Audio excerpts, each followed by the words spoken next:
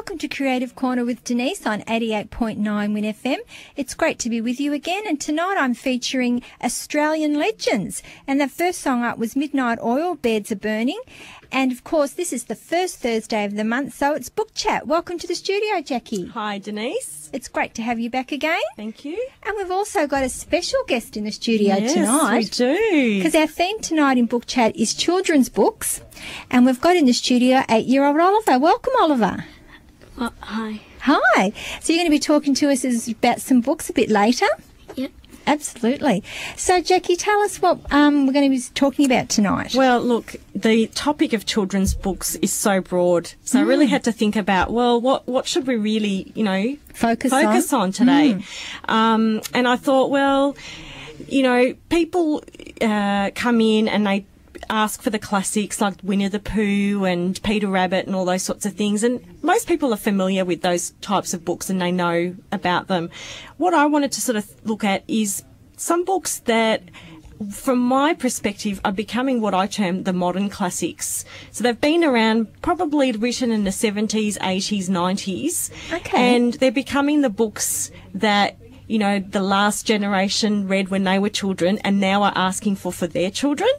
Okay. Yeah. Okay. So what sort of books are they? We've got a massive range, Right. and I just picked some of our favourites, I guess, when I used to read them to my children, and the ones that I recommend to people when perhaps they come in and want to buy a gift for someone. Yeah.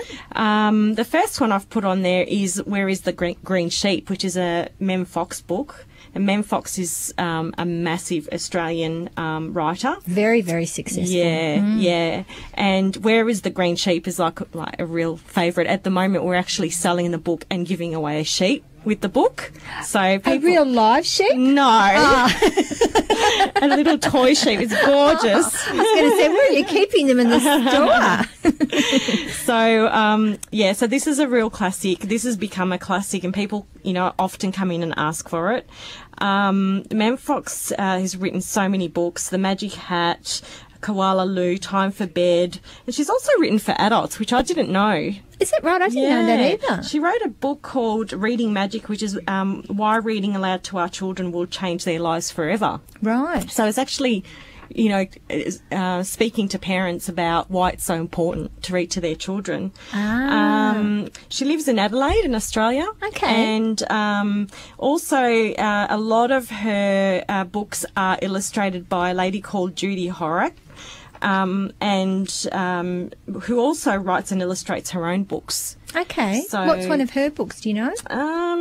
She's mostly a magazine cartoonist and newspaper cartoonist. Okay. Yeah. Okay. Yeah. Look, Mem Fox has got loads of titles and we sell most of her titles all the time. But I would recommend Where is the Green Sheep as one of my favourites. And Oliver, do you like Mem Fox? Yeah, I've read a couple of her books. Do you have a particular favourite that you like? Probably Where is the Green Sheep? As well. So have you got a sheep at home? No. Oh, you have to get one off Mum. The next one I've got is The Very Hungry Caterpillar. I don't know if you remember that one, Denise. No, I don't. That one's by Eric Carle. And it's we actually sell the soft toy as well. It's become a bit of a... Is that a bit of a marketing thing with the books now, that there's also the book and some merchandise to go with it? Not all of them. Not all of them, yeah. Some of them kind of... I guess it comes naturally that you can imagine that there's some merchandise that comes along with it. Yeah. But this book comes in all sorts of formats. It was originally published as a paperback and a hardcover, but now it comes as a pop-up book, and it comes. I used to love pop-up books when I was a kid. But you should see the pop-up books of this era. Oh, it's wow. Unbelievable. They're just like magic. Yeah. It also comes in a board book format. It comes in a really giant book format with a little soft toy worm, and there's holes in the book, and you actually use the little worm that you get with the book to eat through the book. Really? So it's gorgeous. And what's that one called again? It's called The Very Hungry Caterpillar. What a wonderful idea. First published in 1969, which was when I was born. It's been translated into 47 languages. Jackie, you're very brave, because I've no intentions of giving up the year I was born. And it's sold 30 million copies. And apparently, I found out that on the internet that a Hungry Caterpillar book is sold every 30 seconds around the world. Oh my goodness! Yeah. Oh my goodness! Yeah, so I would say that's on top of the list of the modern classics for me. Oh, to be selling like that still, I mean, that's amazing. Yeah. So what happens is you've got the caterpillar and he munches his way through a variety of foods. Yeah. And it's extremely colourful. It's fantastic for, from babies who can distinguish colours. Yes. To older children who are starting to read. So it's got a fairly wide age range as well. Yeah, huge.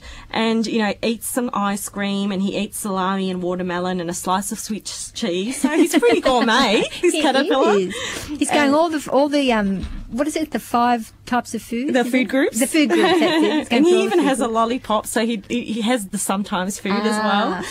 And then right at the end of the book, towards the end, he pupates, and then the last page is him becoming a beautiful caterpillar. Oh.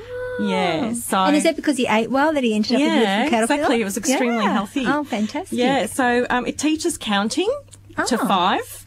It teaches the names, the days of the week. Yes. And about the different types of food. So, excellent. there's a lot in that one book.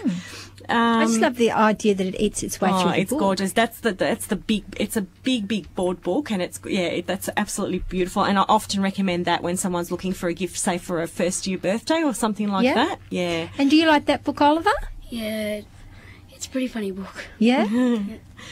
So Eric Carle was born in June, and he's 81 now. Oh wow. Yeah. So, and he's author and illustrator, and he's illustrated more than 70 books. Wow. And all his own books, or most of which he's written, and about 88 million copies of his books in general have sold around the world. So wow, that's very pretty well impressive. Done. I'd say, yeah. Yeah. The next one, I read this to my kids and they loved this. We've grown up with this book. It's called Guess How Much I Love You. Oh. And it's by Sam McBartney. Oh, look, Oliver's got a big smile on his face. I think he likes that book.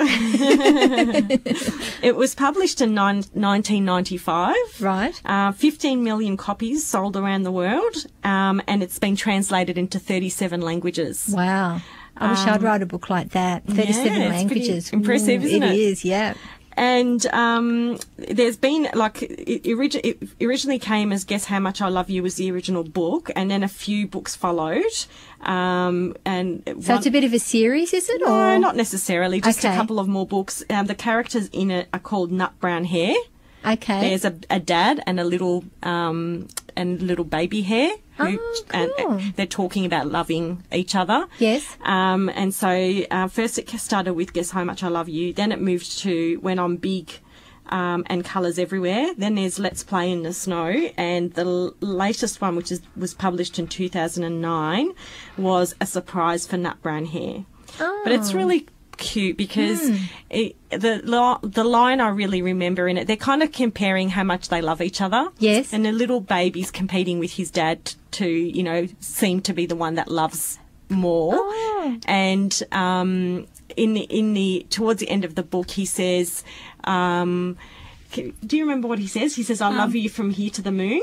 I love you from here to the moon. So the nut brown hare, but the little nut brown hare before he goes to sleep says, I love you to the moon, from here to the moon. And then the big nut brown hare says to the little nut brown hare when he's asleep, I love you from here to the moon and back. That's right. Oh. Yeah, so they kind of compete Yes. for the, how much they love each other. But it's just really gorgeous. Oh, lovely. Sam McBratney, he's the author. He was a primary and secondary school teacher before he became a full-time author. Yeah.